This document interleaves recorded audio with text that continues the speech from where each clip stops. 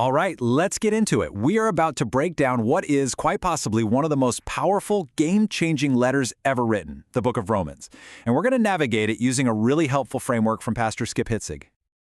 So picture this. It's the 1500s. A monk named Martin Luther is just agonizing over his faith. And then he reads Romans, and it's like a light bulb goes off. He said he felt reborn, like the doors to paradise just swung wide open. But, and this is the key, what happened in his heart? Well, it wasn't going to stay there for long. You know, that one moment of insight, sparked by this one ancient letter, it literally lit the fuse for the Protestant Reformation. I mean, a movement that completely reshaped the entire Western world. Talk about power. It just goes to show you what's packed into these 16 chapters. So how in the world do you even begin to tackle a book this big? Well, lucky for us, Pastor Heitzig gives us a fantastic roadmap. The whole thing really breaks down into four main parts. We start with the wrath of God, then move to the grace of God, then the plan of God, and we finish up with the will of God. It's a super logical flow. Okay, let's dive into part 1, the wrath of God. Now, I know what you might be thinking, fire and brimstone, right? But it's not really about that. Think of it more like a doctor's diagnosis, a really clear, systematic look at the human condition that, as we'll see, applies to absolutely everyone. And to prove this is a universal problem, the Apostle Paul does something kind of brilliant. He systematically calls out 3 different kinds of people. You've got the pagans who worshipped all sorts of gods. You have the moralists, the I'm a pretty good person crowd. And you have the religious folks who are trusting in the law.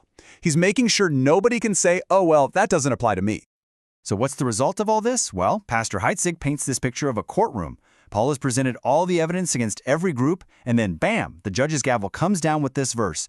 The verdict is in, and it's the same for everyone. Guilty. Every excuse is gone, and the whole world is held accountable. Okay, so after that pretty bleak diagnosis, right when you think it's all bad news, the letter does a complete 180. It pivots from this universal problem to a solution that is just radical. It's almost too good to be true. This is section 2, the grace of God. And just look at this contrast here. Heitzig calls the gap between these two verses a Grand Canyon. Verse 20 basically slams the door shut. It says, nope, trying to follow the rules will never make you right with God. And then verse 21 comes along with 2 of the most hopeful words in the Bible, but now. And it just blows the doors wide open, showing us a totally different way. So here's the core of it. You've got 2 paths. The path of the law doesn't actually lead to righteousness. It's more like a mirror that just shows you how sinful you are. The other path, faith, is totally different. It leads to a righteousness that doesn't come from you at all. It's a gift from God. Okay, so it's a gift, but how does that actually work? What are the mechanics? Well, to explain it, Paul gives us 3 absolutely crucial words. They're like 3 different metaphors, one from a courthouse, one from a marketplace, and one from the temple, that together show us the whole picture. First up is justification.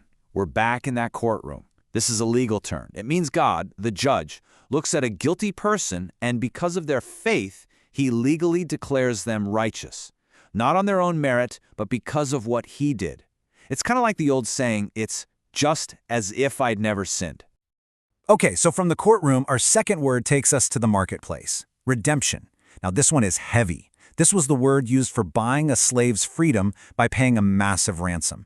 The idea here is that we're enslaved by sin, totally unable to free ourselves, and someone steps in and pays the ultimate price to set us free. And the third one, propitiation. Yeah, I know, it's a mouthful. This is a temple word. See, in the Old Testament, the Ark of the Covenant had the broken commandments inside it, but the lid on top was called the mercy seat. And on that lid, a sacrifice was made that would symbolically cover the people's failure. That's propitiation. It's the perfect sacrifice that covers our sin and satisfies God's justice. So we've gone from the problem to this amazing personal solution. But Paul isn't done. He then zooms way out to tackle a really big question about how all of this fits into God's bigger plan for history. And this brings up a huge question, one you might even be thinking right now. Wait a minute, if this amazing gift of righteousness comes through faith, what about the nation of Israel? I mean, they were the ones who got the law and the promises in the first place. Did God's plan somehow fail? Paul's answer across these next 3 chapters is a resounding no way. Heitzig shows how Paul lays out God's plan in 3 acts, past, present, and future. He talks about Israel's past election, their chosen status. He addresses their present rejection of the Messiah, which he says is temporary. And he looks forward to their future reception and restoration. God's not done.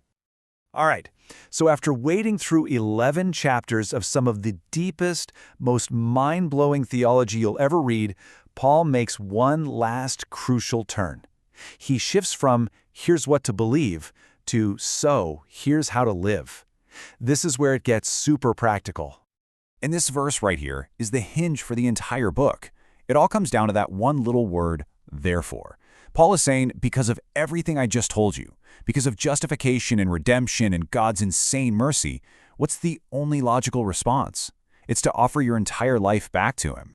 And don't think for a second this is some abstract pie-in-the-sky idea. Oh no. Paul gets right down to the nitty-gritty. He talks about our relationship with the government, paying taxes, but also our relationships inside the church, how the strong should help the weak. This is where all that deep doctrine really hits the pavement in our daily lives. So there you have it. From a universal problem to a radical solution to a call for a completely transformed life, Romans really gives us the whole framework. And it leaves us with this final thought. For a letter written 2,000 years ago, what is its most vital, most urgent message for you and me right here today?